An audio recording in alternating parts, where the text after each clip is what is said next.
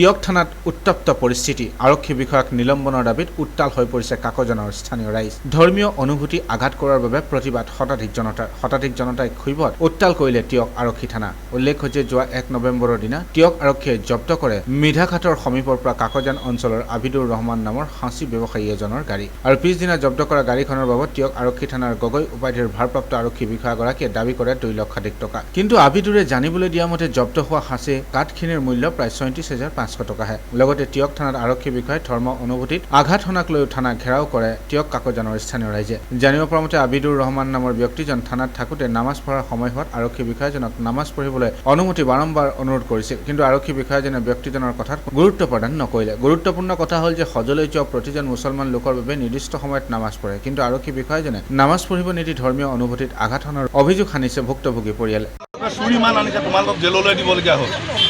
তাৰপিছত তেখেতে ইয়াত বহুৱাই থৈ দিছে 1 ঘণ্টা 2 ঘণ্টা প্ৰায় 2 দিনকে বহাই থৈ দিছে তেখেতে নামাজ পঢ়িব লাগিলে আমাৰ তেখেত সজি হয় নামাজ পঢ়িব লাগে নামাজ পঢ়িব খুজিলে তেখেতক ক'লে যে ক'ত নামাজ পঢ়িব লাগিছে ইয়াত নামাজ পঢ়িব নোৱাৰোঁ কথা হ'ল কি পুলিচ হওক চাই যোনে নহওক যে নামাজ পঢ়িব দিব নোৱাৰা কিবা অৰ্থ আছে নেকি যে এজন মুছলমান হিচাপে বা এটা হিন্দু হিচাপে ধৰ্মৰ ওপৰত মাত মতা কাৰোবাৰ অধিকাৰ আছে নেকি আপোনালোকক সুধিছোঁ বা যাকে নহওক বা যোনে নহওক যি ধৰ্মই নহওক ধৰ্মৰ ওপৰত মাত মতা কাৰোবাৰ অধিকাৰ আছে নেকি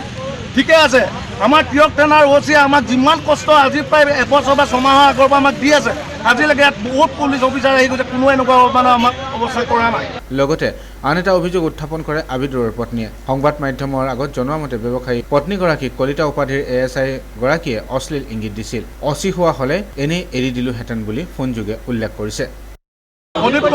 তেখেতে ফোন নাম্বাৰটো লৈ পেলাই যিজন মানে আছামী হয় আছামীজনৰ ৱাইফলে ফোন মাৰি কৈছে যে